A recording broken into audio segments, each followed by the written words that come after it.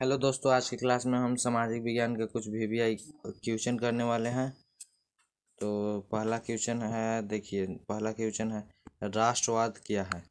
तो देखिए राष्ट्रवाद क्या है। राष्ट्रवाद क्या है तो राष्ट्रवाद देश के प्रति समर्पित होने की भावना को ही राष्ट्रवाद कहते हैं। देश के प्रति समर्पित होने की भावना को ही राष्ट्रवाद कहते हैं।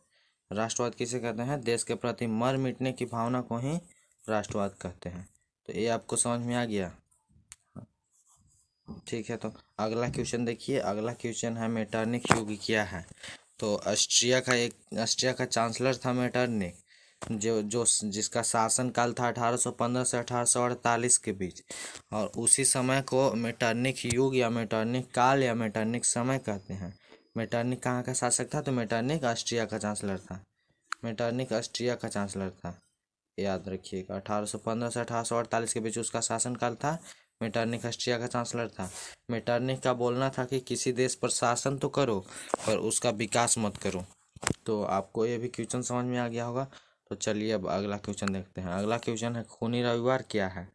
तो खूनी रविवार क्या है? 1905 ईस्वी में रूस जापान युद्ध में रूस की हार हुई थी। जापान छोटा देश होते हुए भी रूस से विजयी हो गया था, जीत गया था, जिससे वहाँ की जनता नाराज थी, नाखुश थी।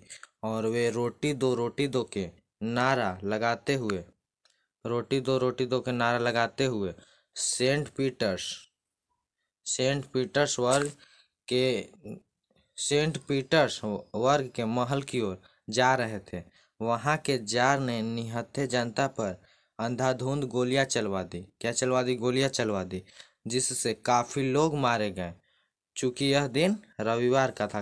कौन दिन था? रविवार का था, जिसे इसे खूनी रविवार कहा जाता है।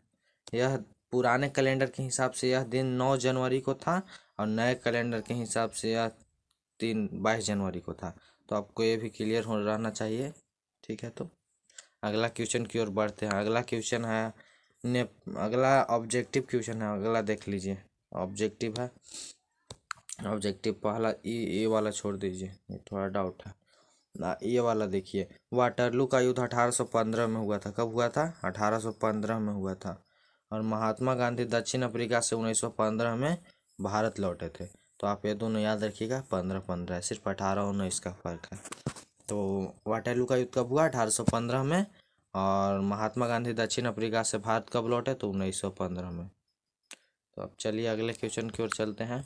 अगला क्वेश्चन है 1848 के फ्रांसीसी क्रांति के क्या कारण थे। 1848 के फ्रांसीसी क्रांति के क्या कारण थे? तो आपको लिखना है एग्जाम में 1848 के फ्रांसीसी क्रांति के निम्नलिखित कारण थे। और फिर आप लिखिएगा पॉइंट देख के। पहला, लुई फिलिप वहाँ का राजा था। लुई फिलिप की कमजोर एवं उदारवादी नीति होना। वहाँ के राजा का कमजोर एवं उदारवादी नीति था। दूसरा, लुई फिलिप की असफल नीति होना। इसका नीति असफल हो गया था। और तीसरा, राज्य में भूखमरी एवं बेरोजगारी बढ़ना। तो ये भी क्वेश्चन आपको समझ में आ गया होगा। भूखमरी और बेरोजगारी बढ़ा तो क्रांति तो होगा ही। तो अगला क्वेश्चन देखिए। अगला क्वेश्चन है पूंजीवाद क्या है। पूंजीवाद क्या है? तो पूंजीवाद क्या है? तो शासन की वैसी व्यवस्था जिसमें उत्पादन के सभी साधनों पर पूंजीपतियों का नियंत्रण होता है, पूंजीवाद कहलाता है।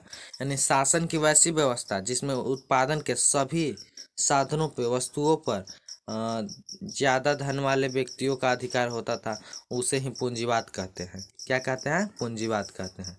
तो आपको ये भी समझ में आ गया होगा। तो अगला क्वेश्चन है जेनेवा समझौता क्या है। जेनेवा समझौता सन 1954 में हुआ था। सन 1954 में हुआ था जेनेवा समझौता। किसके बीच में हुआ था? तो रूस और अमेरिका के बीच में। और इस समझौता में वियतनाम को 2 भागों में बांट दिया गया, एक तो दक्षिणी वियतनाम और एक तो उत्तरी वियतनाम। तो देख लीजिए, इसका डेफिनेशन भी अच्छा से लिखा है, देख लीजिए।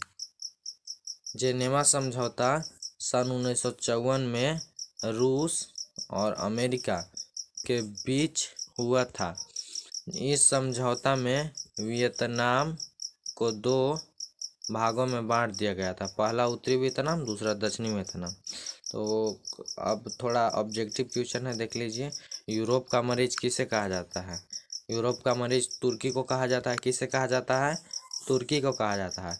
और हुआ हवा आंदोलन कब हुआ था? 1939 में। कब हुआ था? 1939 में। तो आज के क्लास को हम यहीं पर एंड करते हैं, अगला क्लास जल्द आएगा।